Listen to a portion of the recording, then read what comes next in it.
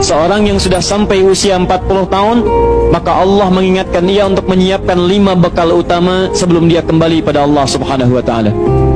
Hati-hati yang sudah sampai 40 tahun. Jika anda belum memiliki satu di antara 5 ini, anda mesti khawatir, karena ini peringatan dari Al-Quran.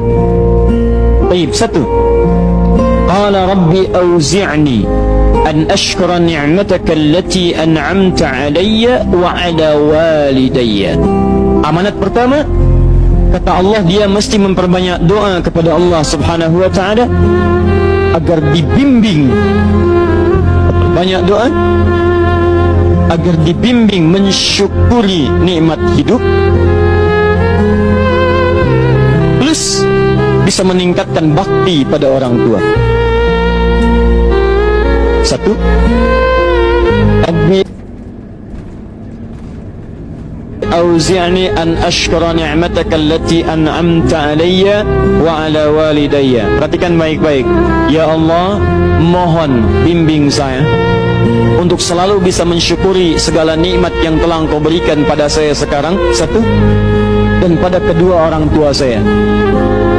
Baik, jadi kalau sudah sampai usia 40 tahun, pertama, anda memohon doa kepada Allah untuk dibimbing terus bersyukur kepada Allah. Ini yang mau saya tegaskan. Lihat baik-baik.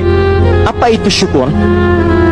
Tidak ada makna lain dari syukur yang tertuang dalam Al-Quran dan hadis kecuali ungkapan kebahagiaan atas nikmat yang Allah berikan kepada kita dengan cara menggunakan nikmat itu sesuai dengan fungsi yang telah Allah tetapkan. Misal, kita akan bersyukur dengan nikmat penglihatan mata. Anda diberikan 40 tahun dalam hidup, mata masih bisa melihat. Bagaimana mensyukuri nikmat mata? Kalau Anda ingin syukuri nikmat mata, maka yang paling singkat, gunakan nikmat mata ini sesuai dengan peruntukan yang telah Allah tetapkan. Fungsi yang telah Allah tetapkan. Apa fungsi mata? Masih ingat? Melihat yang baik-baik. Quran surah ke-24 ayat 30 untuk laki-laki, ayat 31 untuk perempuan. Qul lil mu'minina yaghuddu min absarihim. Katakan pada pria-pria yang merasa punya iman. Dengan iman itu dia yakin dengan akhirat. Wa bil akhirati hum yuqinun. Karena yakin dengan akhirat dia sadar akan pulang dan dia tahu nikmat matanya akan ditanya oleh Allah Subhanahu wa taala. Katakan pada pria-pria yang yakin bahwa matanya akan ditanya oleh Allah. Quran surah ke-17 ayat 36. Inna sam'a wal basara wal fuada kullu ulaika kana anhu mas'ula. Setiap pendengaran Anda, penglihatan Anda, plus apa yang Anda pikirkan, satu saat akan ditanya, dipertanggungjawabkan di hadapan Allah Subhanahu wa taala. Karena itu kata Allah, katakan pada orang-orang yang yakin dengan itu semua, ghuddu min absarihim, matanya hanya boleh melihat yang baik-baik saja. Yang tidak baik, palingkan. Ibu juga sama, ayat 31-nya.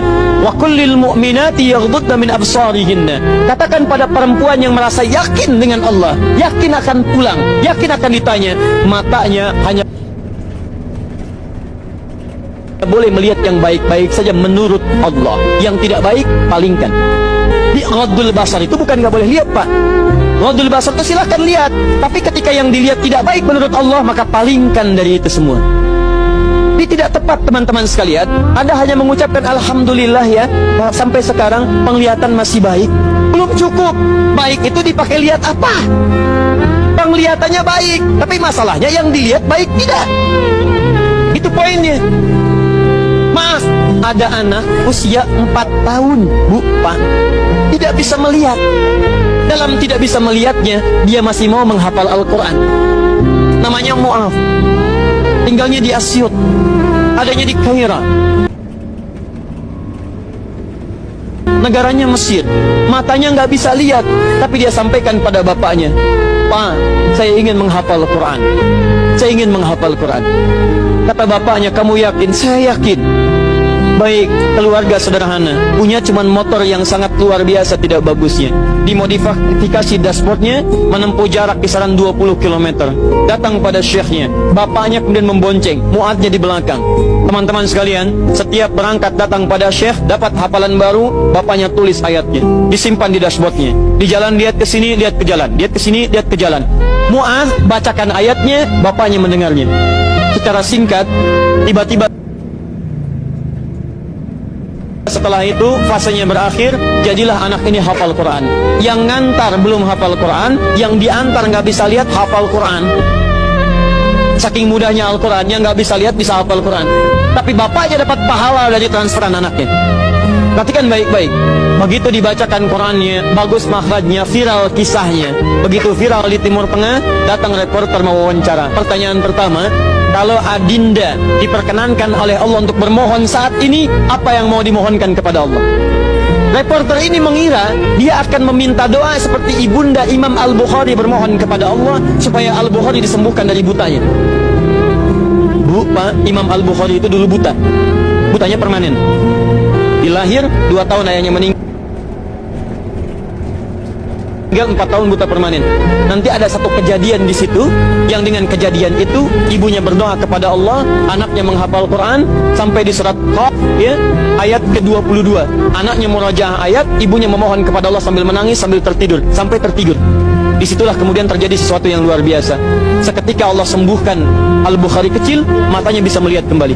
Karena kajian kita bukan di sini, lain waktu nanti saya terangkan. Anda yang punya kitab Fathul Bari, Syarah Sahih Al-Bukhari, beli jilid pertama, kitab Muqaddimah, halaman 634, paling kiri, paragraf yang ketiga, baris 1 sampai dengan 9. Anda temukan kisahnya. Nah, reporter ini mengira, ini Mu'adz akan minta kepada Allah seperti Al-Bukhari kecil memohon kepada Allah, matanya bisa melihat lagi. Ternyata lihat baik-baik. Kalau saya diperkenankan bermohon kepada Allah dan permohonan saya dikabulkan, maka pertama saya akan mohon kepada Allah untuk tetap membutakan mata saya sampai dengan kiamat. Ya Rabb, mohon butakan mata saya sampai kiamat, karena dengan buta mata ini saya bisa menghafal Quran. Saya takut ya Allah, kalau saya melihat lagi, mata saya melihat maksiat dan hilang Quran dari hafalan saya. Anda bisa bayangkan, anak kecil 4 tahun, mata nggak bisa lihat, digunakan menghafal Quran. Dan dia takut kalau melihat matanya dipakai maksiat. Antum dikasih 40 tahun, 40 tahun, lebih daripada 4 tahun, lebih dari 14 tahun, Anda sampai 40 tahun, dipakai mata, dipakai apa mata Anda sampai dengan hari ini? Berapa maksiat yang telah Anda kumpulkan dari mata Anda itu? Mungkin wajar, jangankan hafal, baca masih sulit, lihat mushaf masih enggan, membaca masih susah. Kalau Anda sulit berhadapan dengan Al-Quran dalam pandangan Anda, tanyakan pada diri Anda, dipakai maksiat apa mata ini selama ini?